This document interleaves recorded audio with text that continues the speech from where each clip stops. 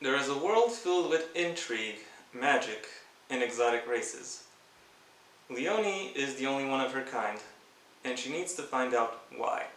She is a shadowy figure, as any half-feline, half-human thief should be.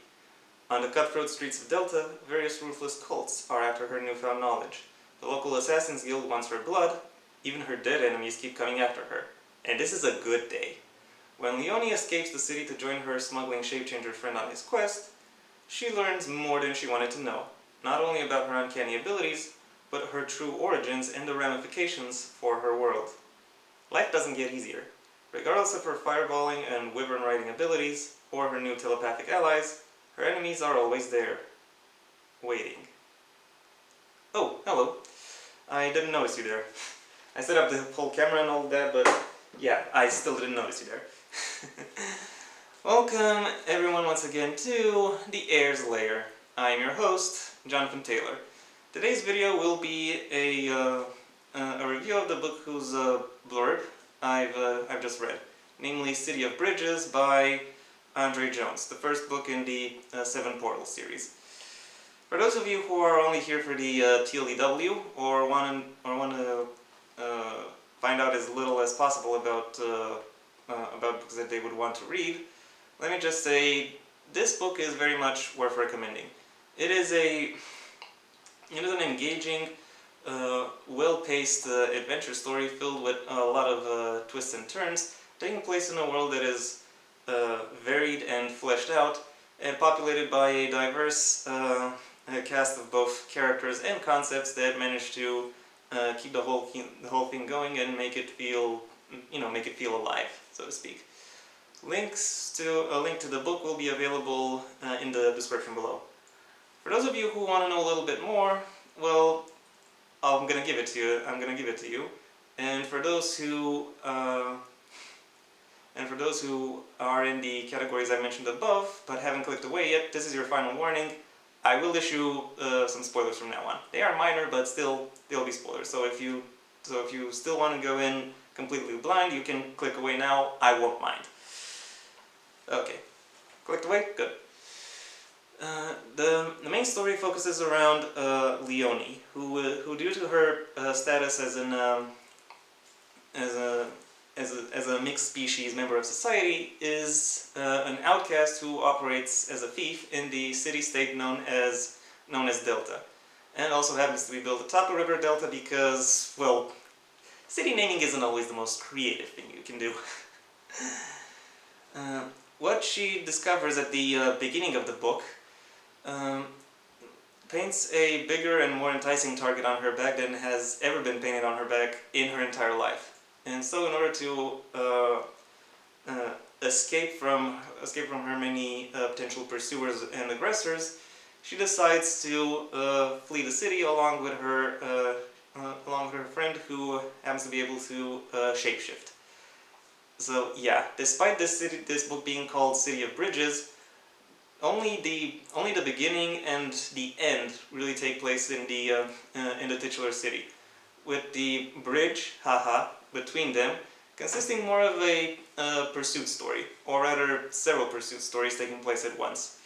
That being said, what distinguishes this book? Well, as you might have been able to glean from my TLDW that I mentioned a while back, there is a lot of attention and care that is given to how the world is constructed and how the various elements of the world interact, so to speak. I have to admit I was a bit apprehensive when I first stumbled across this book, because it really came off as just some guy who wrote a bunch of cool adventures that his OC was going through. And that might have been interesting, but there was also a pretty big risk of cringe there, not gonna lie. Thankfully, all of my fears, all of my apprehensions, pretty much faded away by the midpoint of the first chapter. The writing is vivid and deliberate, and it is very good at focusing your attention, at showing you what it is you need to look out for, and it does a great job of getting you in the head and mind space of the characters involved, so you can really understand and follow through in their struggles.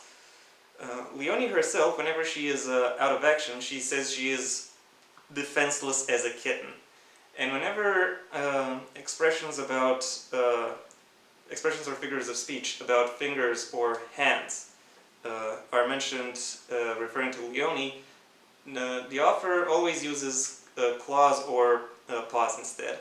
And that level of dedication and care is present throughout the entire story, meaning that not only is the writing itself very good at grabbing your attention, the world has a lot of elements for your attention to get grabbed by. I haven't mentioned this before, but I'll say it now. The world of this book series, and potentially the storyline running through it, is based on a role-playing game that the author and his friends developed because they were disappointed with role-playing games that took place that were in a similar vein. And I'll say the writing very much reflects that, both in the positive and in the and in a negative. As in, while there is action throughout the entire book, there are several high points where this action takes place, where Leonie and her companions encounter a particular foe, or a group of foes, or some kind of challenge imposed upon them by their environment, and they have to find ways to overcome their challenges and their foes. These stories are very much these story points are pretty much all of them interesting to a fault. Like, I was never not entertained by them, but I think some of the events that happen at these high points come across as a little too convenient, or a little too much like a very lenient game master allowing the other players to win, even though, according to the rules and mechanics of the game, they really shouldn't. Leonie herself, because of that, kind of borders on being a Mary Sue. She misses this demarcation precisely because I will say Andre adds just enough ambiguity around her circumstances to where you can plausibly say that she's not really a Mary Sue, or at least not a Mary Sue as far as her abilities go. As far as her personality goes, she is far removed away from that. She has a way of carrying herself that is very much her own, and all of her actions are rooted in her experience and in her pre-established, somewhat playful and always curious personality.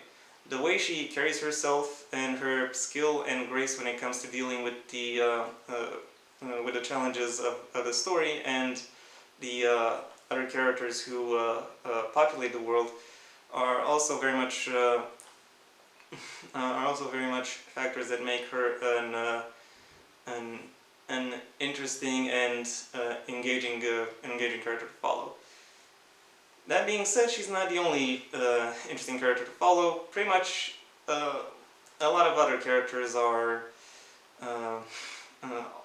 also quite interesting to behold. You have Heir, her main companion, a shapeshifter who holds shifting opinions and for the most part, solid grounding on what his goals and expectations should really be like. You also have Styx, a reluctant warrior from an otherwise pacifist race. You have Jade, who is Leonie's boss and parental figure, etc., etc. There are plenty of other characters who are at least as interesting as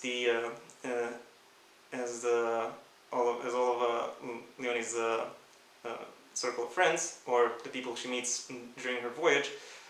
Regrettably, however, it is only Leone and the people she travels with, who really get the full attention they need in order to become fully fleshed out characters.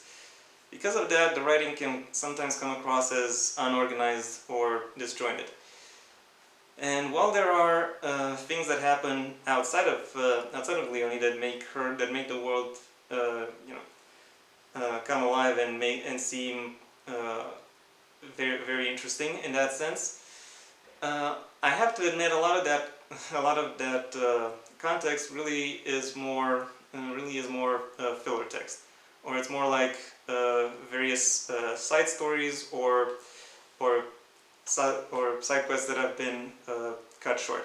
They might be relevant for the series as a whole, but as of right now, for this particular book, I don't know. They just don't do it for me. They just take up page time. Overall, though, I have to say, City of Bridges still is a very solid story that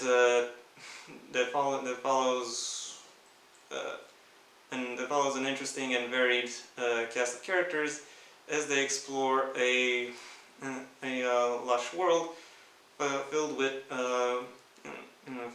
concepts that come across as concepts and other people that come across as authentic and relatable and easy to latch onto, for both for better and for worse. My final rating for City of Bridges is a 4 out of 5. And yeah, that was my review. Thank you very much for your attention. If you enjoyed this video, then please leave a like, or maybe even share it wherever you think others will also like it. If you have anything you'd like to add to this conversation, the comment section awaits your input. And if you want to see when my next video comes out, then please subscribe. Ideally, also ring the bell or do whatever else YouTube will ask of you in order to keep you notified. My own book, Heir to the Empire: The Next Generation, is also available for purchase at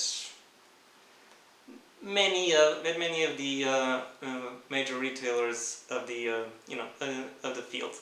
A master link to all of that will be available in the description below as well. Until next time, I am Jonathan Taylor, and this has been the Heir's Lair.